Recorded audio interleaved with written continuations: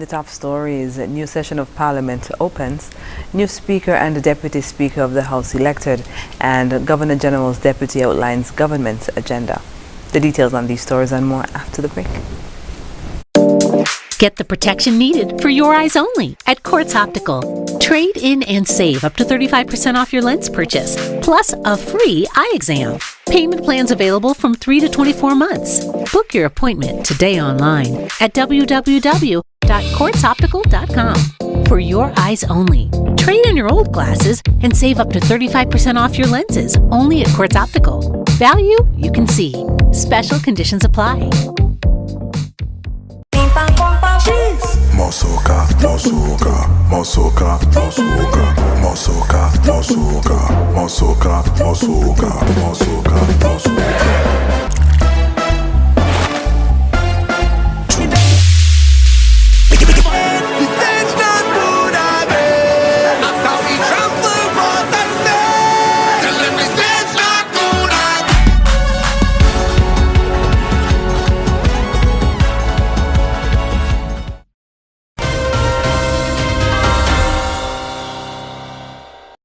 Hello and welcome to the ZIZ Channel 5 newscast. I'm Kyla Barrage. A new session of Parliament was convened on Tuesday at the St. Kitts Marriott Resort. At the session, members of Parliament who were duly elected, senators who were appointed, and the speakers of the House affirmed to be a true allegiance to His Majesty King Charles III. In total, 11 members of Parliament and 3 senators made pledges. Of note, 4 divisions are represented in the House with the historic election of the Deputy Speaker, Honorable Latoya Jones. The throne speech was received from the Governor General's Deputy, Her Excellency Marcella Liebert Esquire JP, which gave an overview of the socio-economic position of the country and the administration's plans. The opening session took place ahead of the first sitting of the National Assembly, which is slated for Thursday at 10 a.m. at the Assembly's chambers on Church Street. The Speaker and Deputy Speaker of the National Assembly have been elected. During the early stages of the opening ceremony of Parliament on Tuesday, Honorable Lenine Blanchett was elected as Speaker of the House of Assembly, and Honorable Latoya Jones was elected as the new Deputy Speaker. Honorable Lenine Blanchett is the 3rd female Speaker of the House. With the election of both women to the positions of Speaker and Deputy Speaker, the National Assembly has the most women in Parliament in its history. The agenda of the St. Kitts Nevis Labour Party administration was outlined by Governor General's Deputy, Her Excellency Marcella Liebert Esquire JP, during her delivery of the throne speech at the opening of the new session of Parliament in St. Kitts and Nevis.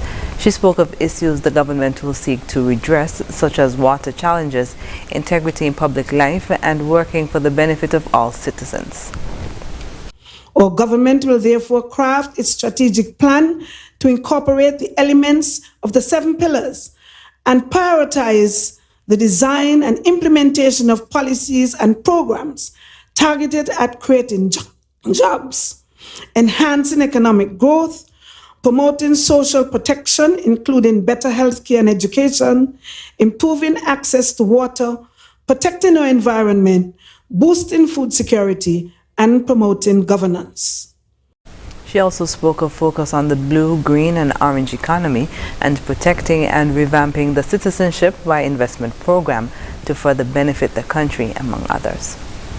Our government will rethink the stereotypical conception of security in implementing effective ways in crime prevention and crime detection, using modern technology to strengthen the security apparatus in crime fighting and crime detection.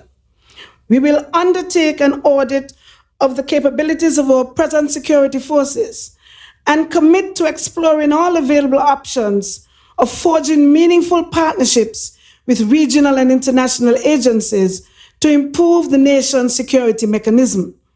Our government will build on the initial outreach with the security forces and will continue its engagement to address the issues that have undermined the morale, working conditions, and professionalism of the men and women whose service is vital to creating the enabling environment for effective delivery of our strategies to build back better in the post-pandemic era.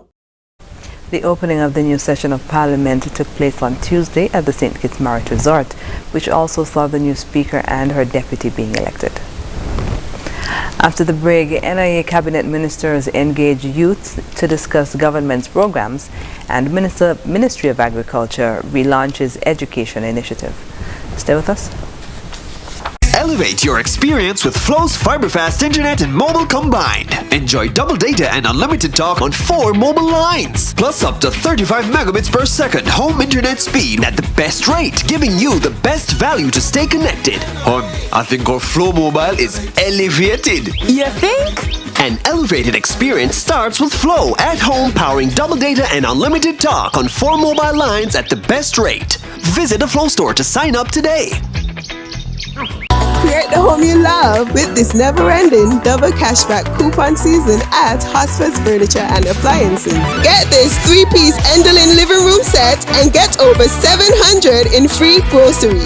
This includes the sofa, love seat, and chair. Get this 7-piece Frostberg dining set and get over $400 in free groceries. This includes chairs and table. Create the home you love with this double cashback coupon season at Hosford's Furniture and Appliances.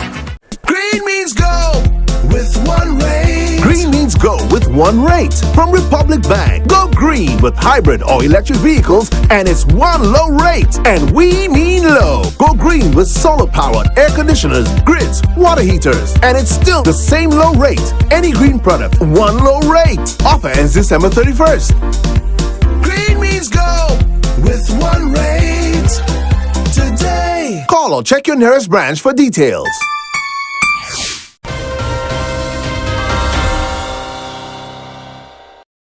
Welcome back. Premier of Nevis, Honorable Mark Brantley, engaged with youth leaders on Nevis in critical dialogue during the Nevis Island Administration's Youth Forum, which was held recently. 37 participants from 28 youth groups and associations from across the island attended the event, where they engaged in interactive discussion with the Premier and the NIA Cabinet Ministers, Deputy Premier Honorable Alexis Jeffers, Honorable Eric Evelyn, and Honorable Spencer Brand. Special Advisor in the Office of the Premier, Latoya Jones, organized the forum. During the opening remarks, she said the forum was designed to get young persons involved in the government's decision-making process and to provide an avenue for networking among the groups. Each government minister outlined some of the programs and initiatives offered in their various ministries. They also highlighted some of the areas where employment opportunities exist within the public service. The youths were encouraged to take advantage of scholarships on offer and also to use their creativity and become entrepreneurs. In its thrust to increase the involvement of schools across the island in the agriculture sector, the Ministry of Agriculture recently met with teachers and principals to relaunch their education initiative.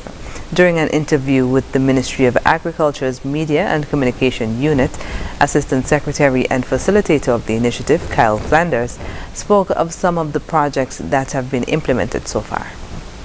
We started last year with our education initiative, where we had our internship program, our work attachment program. We also had our school garden enhancement program, where we kind of gave a number of tools to some of the schools to help them to get started on their garden. And we're looking for an equal partnership between the Ministry of Education and the Ministry of Agriculture, because we feel as though these are the synergies that can help to push the sector forward. He also spoke of future plans to create a green area in preschools and also to get children in high schools involved in their internship program. So we'll be going around later on to look at the preschools and see how we can get them a nice green area. If we cannot go across in the soil, we go up in vertical farming so that the students are still, the young ones are still involved in agriculture. This is a start of something that we hope that can be pushed forward. The internship program is going to be every year. So high schools, CFBC, you're welcome. Even AVEC, I know they might not have a program per se, but they can send persons interested in agriculture to our ministry and we'll facilitate them. Dean of Technical and Vocational Education at CFBC, Andrew Abraham, spoke of the importance of having the session, noting that it's a step in the right direction.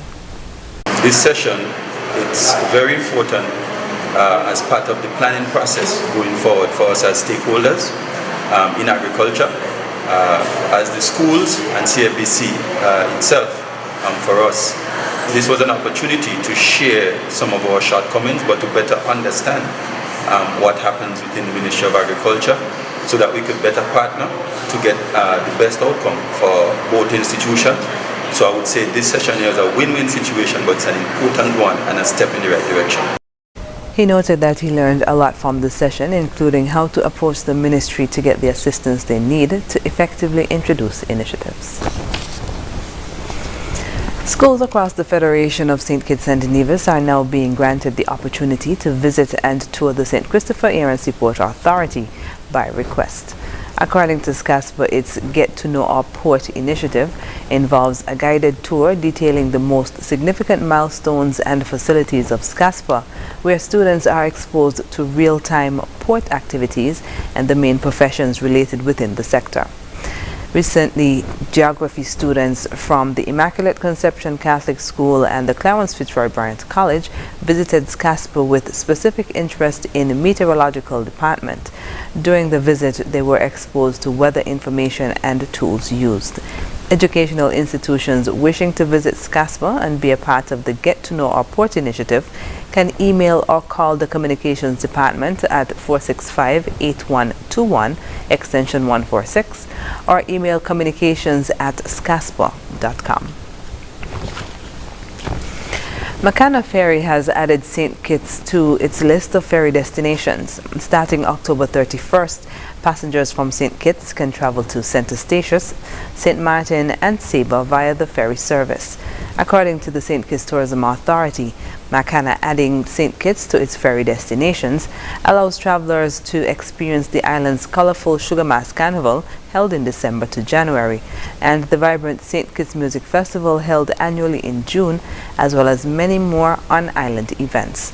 The MV Makana is a 72-feet saber catamaran fast ferry carrying 150 passengers across 2 decks, a central lower patio, an upper deck with a covered business class area, and an open sun deck area. The vessel is fully air conditioned with a bar service area and 2 heads for passenger convenience. MV Makana has provided ferry services between Anguilla and St. Martin and cargo shipping services between Anguilla, St. Martin, Saba, St. Eustatius and St. Kitts for the past 30 years. Coming up in regional news, Tourism Minister announces further redevelopment plans for Castries. The details when we come